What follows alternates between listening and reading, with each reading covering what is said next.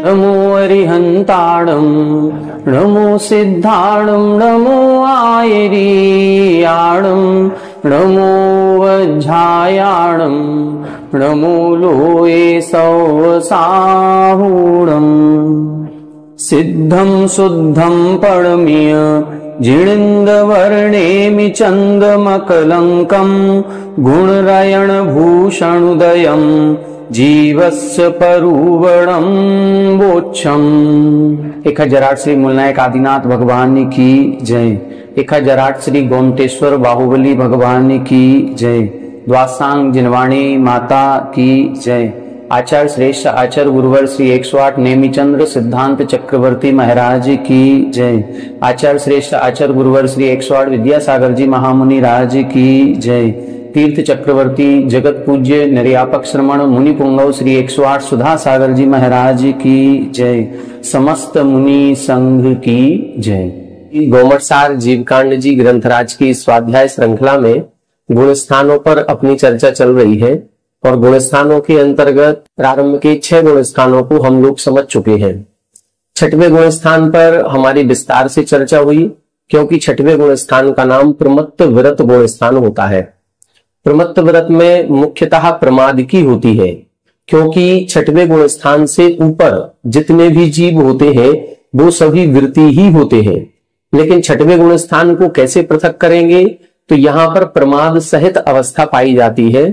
तो जहां पर प्रमाद सहित अवस्था है वहां तक 6वां गुण स्थान है, और प्रमाद रहित अवस्था होते ही फिर ऊपर के गुण स्थान बनते हैं। प्रमाद किस कारण से होता है, तो संजुलन कषाय के तीव्र उदय में प्रमाद सहित अवस्था बनती है, और संजुलन कषाय का जब मंद उदय हो जाता है तो अप्रमत्त अवस्था बनती है।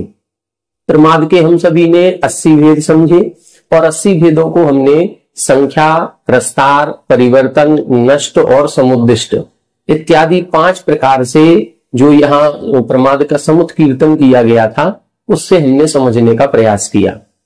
कल अपन ने 7वें गुण स्थान पर चर्चा प्रारंभ की थी। 7वें गुण स्थान का नाम है अप्रमत्त व्रत। 7वें गुण स्थान में प्रमाद रहित अवस्था हो जाती है। केवल 7वें गुण स्थान में नहीं, 7वें गुण स्थान के ऊपर के सभी गुण स्थानों में अप्रमाद नहीं पाया जाता। हमने आपको कल बताया था यहाँ जो अप्रमत्त शब्द लिखा है ये आदि दीपक है। आदि दीपक का मतलब है यहां से अप्रमत्त अवस्था प्रारंभ होती है। ये अप्रमत्त अवस्था संजुलन कषाय के मंद उदय के कारण से होती है। 7वां गुण स्थान संजुलन के मंद उदय में बनता है, और जब इसी संजुलन कषाय का और मंदतर उदय हो जाता है तो 8वां गुण स्थान, मंदतम उदय होता है तो 9वां गुण स्थान, और फिर संजुलन कषाय में क्रोध, मान, माया इन 3 का उदय नष्ट हो जाता है, या उदय नहीं होता है, या तो ये उपशम में पहुंच जाती है या इनका क्षय हो जाता है, और मात्र संजुलन कषाय का उदय रहता है, उसको हम 10वां गुण स्थान कहते हैं। अब आगे इन्हीं गुण स्थानों पर चर्चा हमारी प्रारंभ होगी। कल अपन ने 7वें गुण स्थान के अंतर्गत 7वें गुण स्थान के 2 भेद समझे थे, एक स्वस्थान अप्रमत्त व्रत और एक सातिशय अप्रमत्त व्रत।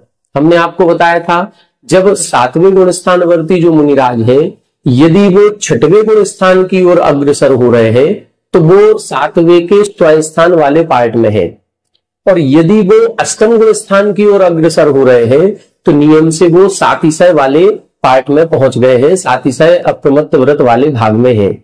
आज वर्तमान में सातिशय अप्रमत्त वाला भाग नहीं है। आज जितने मुनिराज हैं 7वें गुण स्थान तक तो जाते हैं, 7वां गुण स्थान तो संभव है, लेकिन 7वें गुण स्थान के सातिशय में प्रवेश नहीं कर पाते, क्योंकि एक नियम है कि जो सातिशय वाले भाग में प्रवेश करता है वो नियम से 8वें 9वें आदि गुण स्थानों को प्राप्त करेगा ही करेगा।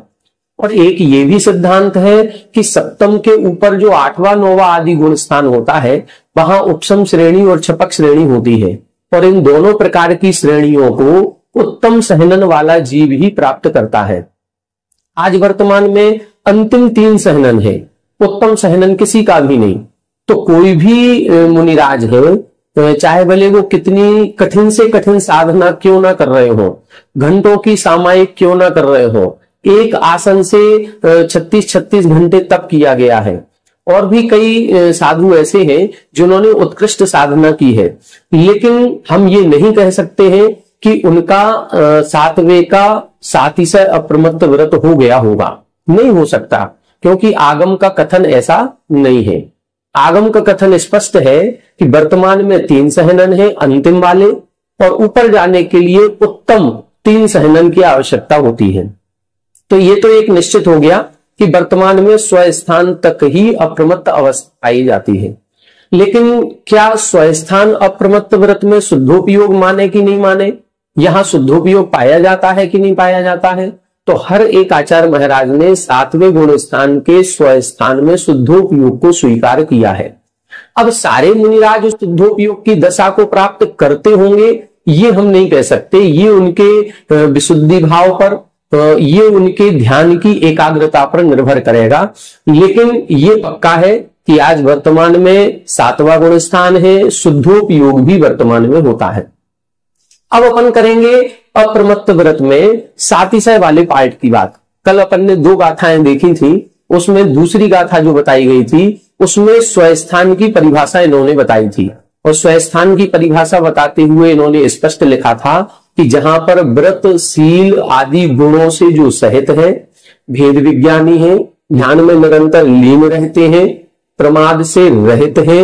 लेकिन एक और विशेषता स्पष्ट लिखी थी, जो विशेषता इस स्वस्थान की है कि वहां पर अणुव समूह अखगो, अणुव समूह मतलब किसी भी प्रकृति का उपसम नहीं करते हैं, और अखगो का मतलब अक्षपको, मतलब जो छपक श्रेणी पर आरूढ़ नहीं है।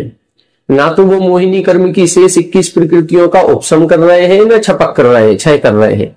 तो ऐसे जहां उपसम श्रेणी और छपक श्रेणी का प्रारंभ नहीं हुआ है, उस स्थान को हम स्वस्थान अप्रमत्त व्रत गुण स्थान कहते हैं।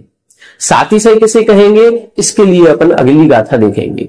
इसमें अपन ने पूर्व में कल की कक्षा में देखा था, यहां से 7 से 2 स्थितियां प्रारंभ होती है, एक उपसम श्रेणी और एक छपक श्रेणी।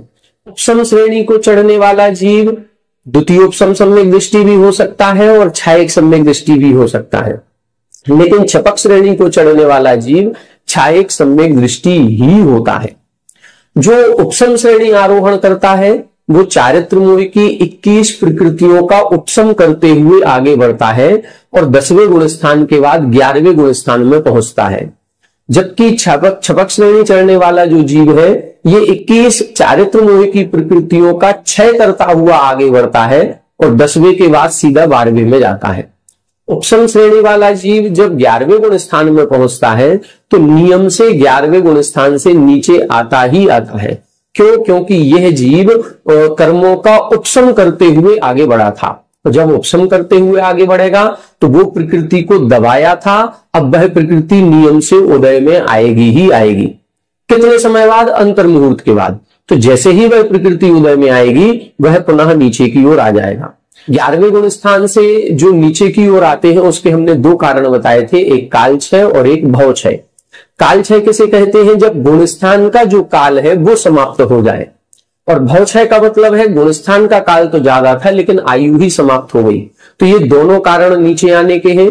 जब काल क्षय से गिरता है तो क्रम क्रम से आता है, 11वें से 10, 10 से 9, 9 से 8, 8 से 7 इत्यादि। और जब भव क्षय से गिरता है तो 11वें से सीधा चौथे गुण स्थान में आता है। हमने आपको एक चीज और भी बताई थी कि उपसम श्रेणी से गिरने वाला जो जीव है वो 6वें गुण स्थान तक आ सकता है, और 6वें गुण स्थान के बाद भी यदि उसके परिणाम नहीं संभले तो चौथे गुण स्थान में भी आ सकता है, और भी यदि नहीं संभले तो वो पहले गुण स्थान तक भी जा सकता है। पहले गुण स्थान में पहुंचने के बाद पुनः तुरंत अंतर मुहूर्त के बाद वो पुनः अपना 7वां गुण स्थान कर सकता है, और हो सकता है भटक जाए तो अर्ध पुद्गल परावर्तन काल तक भटक भी सकता है। तो ये कर्मों की स्थितियां हैं, ये हमारे अंतरंग के परिणामों की स्थितियां हैं, ये मोहिनी कर्म में जो मिथ्यात्व आदि प्रकृतियां हैं, चारित्र मोह की प्रकृतियां हैं, इनके तीव्र उदय और मंद उदय की स्थितियां हैं। जब तीव्र उदय आ जाता है तो हम नीचे के गुण स्थानों में पहुंच जाएंगे, रहेंगे तो मुनि, क्योंकि मुनि ही 11वें गुण स्थान में ऊपर पहुंचता है, उपसम श्रेणी छपक श्रेणी आरोहण करता है। तो एक समय तो वो भावलिंगी के साथ अपने 11वें गुण स्थान में पहुंच गया अपने परिणामों की विशुद्धता के कारण, लेकिन जब कर्म का तीव्र उदय आया तो हमारे परिणामों में संक्लेशता बढ़ी, तो वही जीव नीचे मिथ्यात्व तक में आ जाता है। हमने आपको यह भी बताया था कि उपसम श्रेणी एक भाव में अधिकतम 2 बार प्राप्त कर सकते हैं। एक भाव में 2 बार, कोई मुनि है इस भाव में, हो सकता है उपसम श्रेणी चढ़े, 11वें गुण स्थान तक पहुंचे, नीचे 6वें 7वें तक आए, और 6वां 7वां करने के अंतर्मुहूर्त बाद ही पुनः से उनकी विशुद्धि बनी, वो फिर से 11वां गुण स्थान पहुंच गए। तो ये एक भाव में 2 बार हो सकती है, तुरंत अंतर्मुहूर्त के बाद भी, और हो सकता है कई वर्षों के बाद भी। और पूरे संसार काल की यदि हम बात करें तो पूरे संसार काल में 4 बार उपसम श्रेणी आरोहण किया जा सकता है। 4 बार के बाद फिर 5वीं बार उपसम श्रेणी नहीं होती। छपक श्रेणी कितनी बार आरोहण करते हैं? छपक श्रेणी 1 बार ही आरोहण करते हैं, और छपक श्रेणी में एक बार ऊपर जाने के बाद जीव नीचे नहीं आता है, ये फिर ऊपर ही जाता है और सिद्धत्व को प्राप्त करता है। तो कल अपन ने साति स्वस्थान अप्रमत्त व्रत की परिभाषा देखी थी, अब अपन साति से अप्रमत्त की परिभाषा देखेंगे। आइए गाथा नंबर 47। इग विष मोह खपण, इग विष मोह खपण, उपसमण निमित्तानि तिकरणानि तहिं, उपसमण निमित्तानि तिकरणानि तहिं, पडमं अधापवत्तम, पडमं अधापवत्तम, करणं तु करेदि अपमत्तो, करणं तु करेदि अपमत्तो, इग विष मोह खपण, उपसमण निमित्तानि तिकरणानि तहिं, पडमं अधापवत्तम, करणं तु करेदि अपमत्तो। देखें यहां बता रहे हैं सातिशय अप्रमत्त व्रत किसे कहते हैं। इग्वीस मोह खपण उपसमण निमित्तानि तिकरणानि तहिं। चारित्र मोह की 21 प्रकृतियों का या तो उपशम करना हो या क्षय करना हो। ये किसी भी कर्म का, हमने कल भी आपको बताया था, मोहिनी कर्म की किसी भी प्रकृति का जब हम उपशम करेंगे अथवा क्षय करेंगे तो हमें नियम से 3 करण परिणाम करने पड़ेंगे। बिना 3 करण परिणामों के किसी भी मोहिनी कर्म की प्रकृति का न तो उपशम किया जा सकता है न क्षय किया जा सकता है। जब जब मिथ्या दृष्टि जीव प्रथम उपशम करता है तो दर्शन मोह की 3 प्रकृतियों का उपशम करेगा, नियम से तीनों करण करने ही पड़ेंगे। जब जब वह औपसमिक सम्यक दृष्टि जीव पुनः क्षयोपशम सम्यक दर्शन प्राप्त करने के बाद जब अनंतानुबंधी की विसंयोजना करेगा तो अनंतानुबंधी को नष्ट कर रहा है एक तरह से, यहां पर भी 3 करण करने ही पड़ेंगे। दर्शन मोह की क्षपणा करेगा, मतलब मिथ्या सम्यक प्रकृति को क्षय करेगा तो भी 3 करण करने ही पड़ेंगे।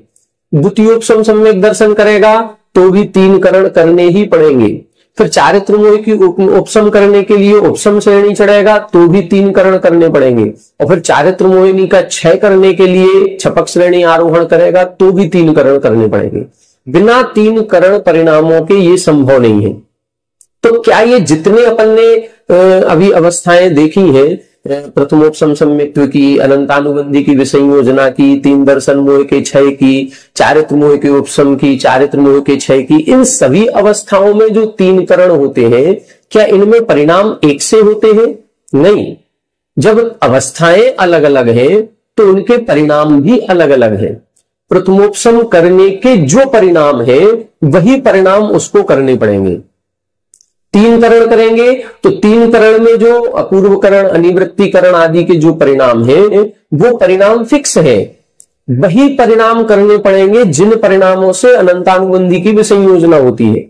हम सोचें कि प्रथमोपशम सम्यक्त्व के योग्य परिणामों से हम अनंतानुबंधी की विसंयोजना कर दें नहीं होगी। अनंतानुबंधी की विसंयोजना करनी है तो विसंयोजना के योग्य परिणामों को करना होगा। हमें उपसम श्रेणी में चारित्र मोह की 21 प्रकृतियों का उपसम करना है तो उन उपसम करने योग्य परिणामों को ही करना होगा, तभी हम उपसम कर पाएंगे। क्षय करना है तो हमें क्षय के योग्य परिणामों को ही करना होगा, तभी हम क्षय कर पाएंगे, इसके अलावा नहीं कर पाएंगे। और जब अपन गुणस्थानों को आगे जाकर के पढ़ेंगे तो 9वां गुणस्थान आएगा, उसका नाम है अनिवृत्तिकरण। चाहे वो हम प्रथम गुण स्थान में जब मिथ्यादृष्टि जीव 3 करण करके सम्यक दर्शन प्राप्त करता है, वहां पर भी अनिवृत्तिकरण करेगा। हमने जहां जहां 3 करण बताए वहां वहां अनिवृत्तिकरण होगा। और अनिवृत्तिकरण का मतलब है कि हर समय के परिणाम फिक्स है। वो जो भी हमको अवस्था प्राप्त करनी है, विसंयोजना करनी है, तो विसंयोजना के परिणाम फिक्स है। चारित्र मोह का क्षय करना है तो चारित्र मोह के क्षय के परिणाम फिक्स है, नियत है, वही परिणाम हमें करने पड़ेंगे। और आज तक जितने भी जीवों ने सिद्धत्व की प्राप्ति की है, चाहे भले वो आदिनाथ भगवान रहे हो, चाहे वो महावीर भगवान रहे हो, चाहे वो सामान्य केवली हो, बाहुबली हो, भरत हो, या कोई अन्य मुनिराज हो, चाहे वो भविष्यकालीन तीर्थंकर रहे हो, चाहे वो भूतकालीन रहे हो, चाहे हम शिखर जी की वंदना आदि करते हैं तो हम कहते हैं इस टॉक से इतने कोड़ा कोड़ी मुनि मोक्ष पधारे। कितने भी मुनि मोक्ष पधारेंगे, मोक्ष जाने के या चारित्र मोह की प्रकृतियों को क्षय करने के परिणाम नियत है। वही परिणाम जो आदिनाथ भगवान ने किए थे वही महावीर भगवान करेंगे, और वही परिणाम भरत चक्रवर्ती ने किए थे, वही परिणाम बाहुबली भगवान ने किए थे, वही हमें करने पड़ेंगे। हम ऐसा नहीं है कि वो तो चौथे काल में हुए थे, प्रारंभ में उनका बहुत शरीर बलिष्ठ था, महावीर भगवान का तो बहुत छोटा था, तो इनका कम में काम चल गया होगा। नहीं, ऐसा नहीं होगा। ये अनिवृत्तिकरण कहता है कि परिणामों में समानता होती है। तो अब जो अपन 3 करण पढ़ेंगे, ये इधर अब अधा प्रवृत्त करण की परिभाषा बता रहे हैं। यहां बता रहे हैं 21 मोह खपण, 21 प्रकृतियां जो मोहिनी कर्म की है। 21 कौन कौन सी कृतियां हैं? अप्रत्याख्यानावरण की 4, प्रत्याख्यानावरण की 4, संयुलन की 4 और नवलोकसाय, ये 21 प्रकृतियां। इन 21 प्रकृतियों के क्षय करने के लिए अथवा इन 21 प्रकृतियों के उपशम करने के लिए निमित्तानी, निमित्त होते हैं। कौन निमित्त होते हैं? तिकरणानी, 3 करण निमित्त होते हैं। और उन 3 करणों में तहिम, उन 3 करणों के द्वारा ही इन 21 प्रकृतियों का उपशम या क्षय होता है। अब उनमें पड़मम अधापवत्तम करणम तु करेदि अपमत्तो। अब यहां जो अप्रमत्त गुण स्थान वाले मुनिराज हैं, वो इन 3 करणों में से जो सबसे पहला होता है, जिसको हम अधा करण कहते हैं, वो अधा प्रवृत्त करण के परिणाम करते हैं। तो अधा प्रवृत्त करण के परिणाम जिसने कर लिए वो नियम से अपूर्व करण के परिणाम भी करेगा, और जो अपूर्व करण के करेगा वो फिर नियम से अनिवृत्तिकरण के भी परिणाम करेगा। तो यदि अधा प्रवृत्त करण में प्रवेश कर दिया तो नियम से फिर 8वां गुण स्थान अपूर्व करण करना ही पड़ेगा, फिर 9वां गुण स्थान करना ही होगा। तो इसीलिए इधर लिखा है कि ये अधा प्रवृत्त करण जो है ये सातिशय अप्रमत्त व्रत कहलाता है, क्योंकि यहां से जीव फिर 6वें गुण स्थान की ओर नहीं आता है, यहां से जीव फिर 8वें गुण स्थान की ओर जाता है। और जो 3 करण होते हैं, 3 करण में से जो पहला करण है वो 7वें गुण स्थान के इसी सातिशय अप्रमत्त व्रत भाग में होता है। दूसरा करण कहां होगा? वो 8वें गुण स्थान में होगा। तीसरा करण कहां होगा? वो 9वें गुण स्थान में होगा। तो यहां स्पष्ट कर दिया कि मोहिनी कर्म की 21 प्रकृतियों के क्षय करने के लिए अथवा उपशम करने के लिए 3 करण निमित्त होते हैं, और उन 3 करणों में से जो पहला अधा प्रवृत्त करण है वो यहां अपमत्तो करेगी। वह अप्रमत्त व्रत गुण स्थान वाले जो मुनिराज है वो यहां पर उसका 3 करण में से पहला करण करते हैं। अब अपन को देखना है कि अधा प्रवृत्त करण के परिणाम कैसे होते हैं। इसको देखें अगली गाथा में। जम्हा उवरिम भावा, जम्हा उवरिम भावा, हेट्टिम भावे ही सरिसगा होन्ति, हेट्टिम भावे ही सरिसगा होन्ति, तम्हा पड़मम करणम, तम्हा पड़मम करणम, अधापवत्तोत्तिणे दिठम, अधापवत्तोत्तिणे दिठम, जम्हा उवरिम भावा, जम्हा उविरिम्भावा हेट्टिं भावे हि सरिसगा होन्ति हेट्टिं भावे हि सरिसगा होन्ति तम्हा पडमं करणम् अधापवत्तुत्तिणे दिट्ठम्। देखें यहां बता रहे हैं जम्हा उग्रिम भावा हेट्टिम भावे ही सरिसगा होंती। जहां पर उग्रिम भाव वाले जो मुनिराज हैं वो हेट्टिम का मतलब निचले परिणाम वाले मुनिराजों के सरिसगा यानी सदृश हो जाते हैं, समान हो जाते हैं। जहां ऊपर के परिणाम वाले विशुद्ध परिणाम वाले मुनिराज थे वो निचले परिणाम वालों के समान हो जाते हैं, अथवा जो निचले वाला है वो उपरिम वालों के समान हो जाता है, उसको हम तम्हा पडमम करणम, उसी कारण से इसको हम प्रथम करण कहते हैं और उस प्रथम करण का नाम है अधा पवत्तोत्तिडिठम।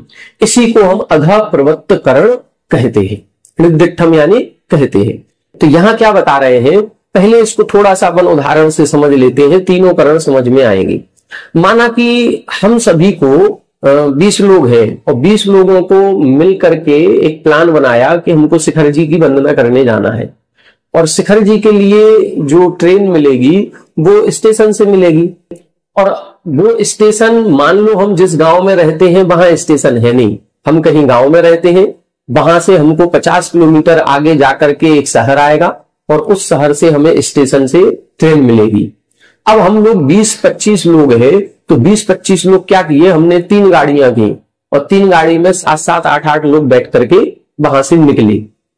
अब जब हम निकलते हैं तो एक गाड़ी हमने ठीक 8 बजे रवाना कर दी और दूसरी गाड़ी हमने ठीक 8:20 पर रवाना की। कितने मिनट बाद? 20 मिनट बाद।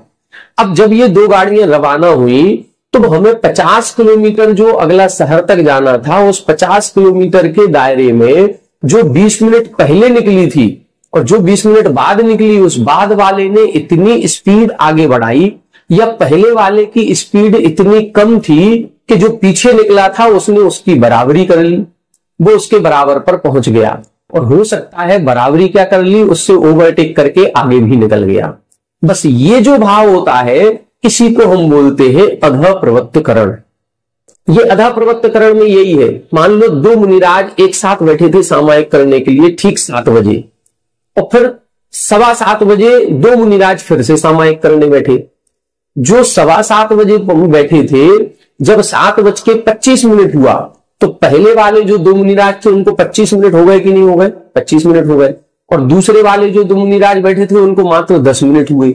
लेकिन जिनको 25 मिनट हो गए थे वो जितनी विशुद्धि तक पहुंचे थे, जितनी लेवल तक पहुंचे थे, उन बाद में बैठे हुए मुनिराजों ने उसी लेवल को मात्र 10 मिनट में प्राप्त कर लिया और उनकी बराबरी कर ली, और हो सकता है उनसे ओवरटेक करके उनसे आगे भी निकल जाए। तो ये बराबरी करना जो होता है ये केवल अधा प्रवत्त करण में होता है, अपूर्व करण अनिवृत्ति करण में ऐसा नहीं होता। तो यहां पर यही बता रहे हैं, जहां उग्रम भावा हेट्टिम भावे ही सरिसगा होंगी, जहां ऊपर वाला नीचे वाले के बराबर हो जाता है। जो पहले गाड़ी निकल गई थी उनको तो आगे जाना चाहिए था, लेकिन पीछे वाले ने अपनी स्पीड इतनी बढ़ाई कि उनकी बराबरी कर ली। अब बराबरी कर ली मान लो 40 किलोमीटर पे। फिर जैसे ही शहर में एंट्री हुई, अब शहर में एंट्री होते ही यहां वन वे प्रारंभ हो गया। अब कई जगह कई रास्ते ऐसे होते हैं वन वे है। अब वो जो 2 गाड़ियां एक साथ चल रही है वो एक साथ ही चल रही है। ट्रैफिक इतना है कि जितनी स्पीड इनकी उतनी ही स्पीड इनकी, वो सेम बराबर चल रही है। जो पीछे लगी है वो पीछे ही रहेगी, क्योंकि उसको आगे निकलने की जगह ही नहीं मिल रही है, वो ओवरटेक नहीं कर पाएगी क्योंकि वो पीछे ही लगी है। तो जहां पर अपूर्व करण उसे कहते हैं, जो 2 एक साथ चल रहे थे अब वो 2 एक साथ ही चलेंगे। उनमें आगे पीछे थोड़ा बहुत हो सकता है, लेकिन जो पीछे है वो तो पीछे ही रहेगा। अधः प्रवत्त करण में जो पीछे वाला था उसको भी हमने आगे पहुंचाया था। अधः प्रवत्त करण में पीछे वाले की बराबरी आगे वाले से हो गई थी, लेकिन अपूर्व करण में जो होता है, आगे जो 2 लोग यदि एक साथ चल रहे हैं तो ये 2 लोग थोड़े बहुत आगे पीछे हो जाएंगे, मान लो 2 टू व्हीलर जाती है तो टू व्हीलर कभी ये थोड़ी सी आगे हुई, कभी ये आगे हुई, लेकिन दोनों चल रही है एक साथ। पीछे जो टू व्हीलर लगी है वो, उसको तो जगह ही नहीं मिल रही आगे आने की, वो पीछे ही रहेगी।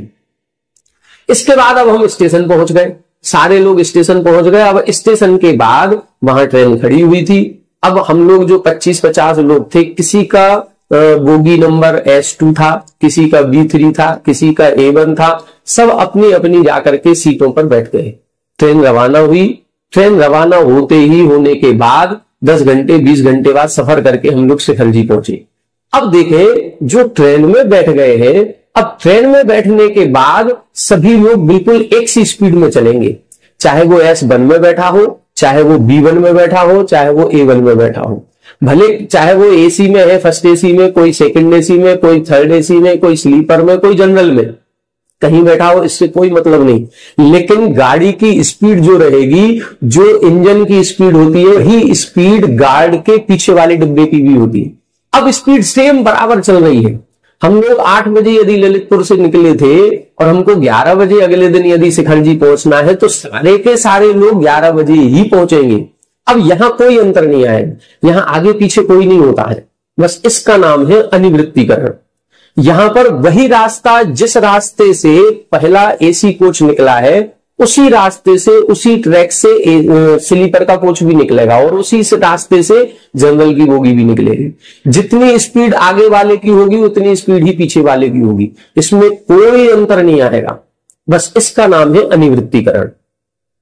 पीछे हमने क्या बताया था, अधःकरण में तो पीछे वाला आगे निकल गया था, मतलब पीछे वाले ने भी आगे वाले की बराबरी कर ली थी। अपूर्वकरण में जो पीछे है वो पीछे ही रहेगा, आगे जो 2 थे वो थोड़े बहुत आगे पीछे हो सकते हैं। लेकिन अनिवृत्तीकरण में तो परिणाम फिक्स है, जिस समय का जो परिणाम है वही परिणाम करना पड़ेगा, चाहे आप आगे हो चाहे आप पीछे हो, इससे कोई फर्क नहीं पड़ता है। बस इसी का नाम है अनिवृत्तीकरण। तो यहां पर अभी अपन अधःकरण की परिभाषा समझ रहे हैं। जब अपन गाथाओं में अपूर्वकरण और अनिवृत्तीकरण समझेंगे तो हम अभी और उदाहरण से आपको समझाएंगे तो और अच्छी से क्लियर हो जाएगा। अभी इधर देख ले, केवल परिभाषा इतनी है अधःकरण की, जहां उपरिम भाव वाला, जो उपरिम भाव था, उपरिम भाव का मतलब जो विशुद्ध परिणाम वाला था, जिसके परिणाम बहुत ज्यादा उत्कृष्ट थे, वह उत्कृष्ट वाले से हेट्टिम भावा, जो नीचे वाला था, जो बाद में सामायिक करने बैठा, वो भी उसकी बराबरी कर लिया। सरी सगा उनकी, सरी सगा यानी सदृशा, मतलब जो निचले परिणाम वाला था वो भी उपरिम परिणाम वाले के बराबर पहुंच गया। बस इसका नाम है परमम करणम अधा प्रवत्तोक्ति। इसी को हम प्रथम अधः प्रवत्तकरण कहते हैं। कितने परिणाम होते हैं, कैसे परिणाम होते हैं, इसके लिए अगली गाथा लिख रहे हैं। देखें, अंतो मुहूर्त में तो तत्कालो होदि तत्थ परिणामा, तत्कालो होदि तत्थ परिणामा, लोगाणम संख मेधा, लोगाणम संख मेधा, उबरुवरिम सरिस वर्धि गया, उबरुवरिम सरिस वर्धि गया, अंतो मुहूर्त में तो तत्कालो होदि तत्थ परिणामा, लोगाणम संख मेधा, उबरुवरिम सरिस वर्धि गया। देखें, अब यहां बता रहे हैं अंतो मुहूर्त में तो तत्कालो, वो जो अधः प्रवत्तकरण का काल है वो बहुत ज्यादा काल नहीं है, मात्र अंतर मुहूर्त का काल होता है। और उस अंतर मुहूर्त के काल में जो भी परिणाम होते हैं वो कितने होते हैं, लोगान असंख्य मेधा, लोक के असंख्यात गुणे। यदि एक लोक है और ये लोक जितने प्रदेशों से बना है, लोक में कितने प्रदेश होते हैं, असंख्यात प्रदेश, धर्म द्रव्य है, अधर्म द्रव्य है और लोक आकाश है, ये सब असंख्यात प्रदेशी कहे गए। तो जितने प्रदेश है ऐसे लोक एक नहीं, असंख्यात लोक हो जाए तो जितने प्रदेश बनेंगे उतने प्रकार के परिणाम इस गुण स्थान में बनते हैं, इस अधः प्रवत्तकरण में बनते हैं। इतने तरह के परिणाम हैं, उनमें कुछ संक्लेश वाले हैं, कुछ मध्यम है, कुछ विशुद्धतर परिणाम है। तो यहां पर ये बता रहे हैं कि ऐसे असंख्यात परिणाम इस अधः प्रवत्तकरण में होते हैं। कितने? मात्र अंतर मुहूर्त काल में। कैसे होते हैं? इसके लिए यहां पर एक चार्ट बना हुआ है, उस चार्ट को आप लोग पढ़ने का प्रयास करें, समझ में आ जाए तो अच्छा है। बाकी अभी केवल इतना समझे कि इस गुण स्थान में असंख्यात परिणाम होते हैं और प्रति समय उर्वरिम सरस बढ़ी गया, सदृश वृद्धि वाले होते हैं। मान लो कि अधः प्रवृत्त करण में जब अपन प्रवेश कर रहे हैं और उसमें 10 समय लग रहे हैं, मान लो कि 10 समय लग रहे हैं, एक उदाहरण दे रहे हैं आपको, 10 समय लग रहे हैं और प्रथम समय के जो परिणाम है वो 1 से लेकर के 200 तक है। कितना? प्रथम समय के परिणाम 1 से लेकर 200 तक। अब दूसरे समय के परिणाम कितने हैं? हम इसमें वृद्धि कर रहे हैं 200 ही, तो दूसरे समय के जो परिणाम है वो 400 है। तीसरे समय के परिणाम फिर 200 की वृद्धि करो 600 है। फिर चौथे समय के परिणाम फिर 200 की वृद्धि करो 800 है। तो मतलब पहले समय के 200 परिणाम, दूसरे समय के 400 परिणाम, तीसरे समय के 600, चौथे समय के 800, पांचवें समय के 1000, छठवें समय के 1200, सातवें के 1400, आठवें के 1600, नौवें के 1800 और 10वें के 2000 परिणाम होंगे। अब इन परिणामों को जोड़ेंगे तो और संख्या बढ़ जाएगी, 2000 में 1800, 1600, 1400, 1200, ये सब जोड़े। इसी तरह से इधर बता रहे हैं हर एक समय के असंख्यात परिणाम हैं। पहले समय के भी असंख्यात, दूसरे के समय के और बढ़कर के होंगे, लेकिन ये वृद्धि समान है। पहले से दूसरे में भी 200 बढ़े, दूसरे से तीसरे में भी 200 बढ़े, तीसरे से चौथे में भी 200 बढ़े, चौथे से पांचवें में भी 200 की वृद्धि हो रही है। ये वृद्धि सभी में समान होगी, लेकिन सभी के परिणाम असंख्यातों प्रकार के होंगे। अब इनमें कुछ परिणाम कॉमन होंगे। जैसे पहले हमने आपको बताया कि पहले समय के परिणाम 200 हैं और दूसरे के 400 परिणाम हैं, लेकिन वो 400 कहां से प्रारंभ हो रहे हैं? 101 से लेकर के 500 तक। हमने क्या बताया? 1 से लेकर 200 तक के परिणाम प्रथम समय के हैं और दूसरे समय के परिणाम 101 से लेके 500 तक है। तो इसके 400, लेकिन शुरुआत कहां से हो रही है? 101 से 500 तक। तो यहां जो 101 से लेके 200 तक के परिणाम होंगे जी, बीच वाले 100, ये प्रथम समय वाले में भी हो रहे हो और दूसरे समय वाले में भी हो रहे हैं। बस यही तो वो सादृश कर लेगा।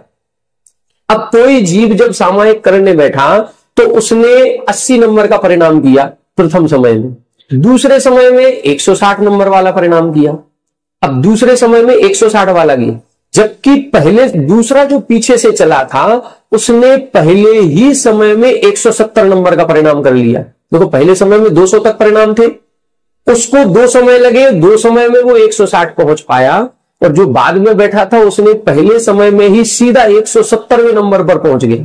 तो 160 से आगे पहुंच गया कि नहीं पहुंच गया?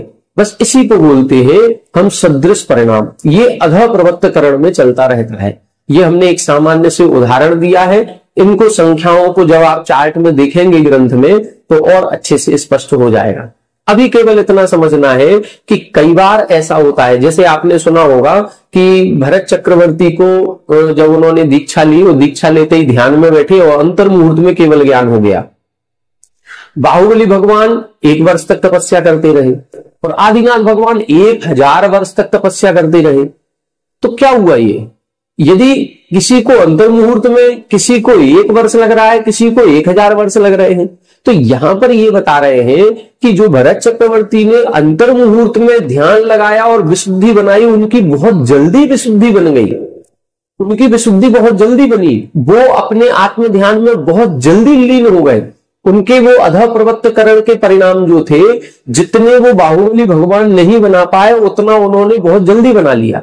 बस यहां उन्होंने ओवरटेक करके आगे निकल गए। बस इसी का नाम है अधः प्रवृत्त करण। तो अधः प्रवृत्त करण में क्या होता है? उपरिम वाले जो परिणाम थे नीचे वाला उनकी बराबरी कर लेता है, इसी का नाम अधः प्रवृत्त करण है। ये अधः प्रवृत्त करण में अंतर मुहूर्त का समय लगता है और इस अंतर मुहूर्त के काल में प्रति समय में असंख्यात लोक प्रमाण, एक लोक के बराबर नहीं, असंख्यात लोक प्रमाण परिणाम होते हैं। ये अपन को इसमें देखना है। और ये जो परिणाम बनेंगे प्रति समय, ये समान वृद्धि को लिए हुए होते हैं। इतना अभी अपन को समझना है। फिर इसके बाद अब अपूर्वकरण की चर्चा आएगी। उस अपूर्वकरण की चर्चा को और अनिवृत्तीकरण की चर्चा को अपन अगली कक्षा में समझेंगे। आज की कक्षा में इतना ही। आप सभी हमारे साथ बने रहें। सभी को जय जय।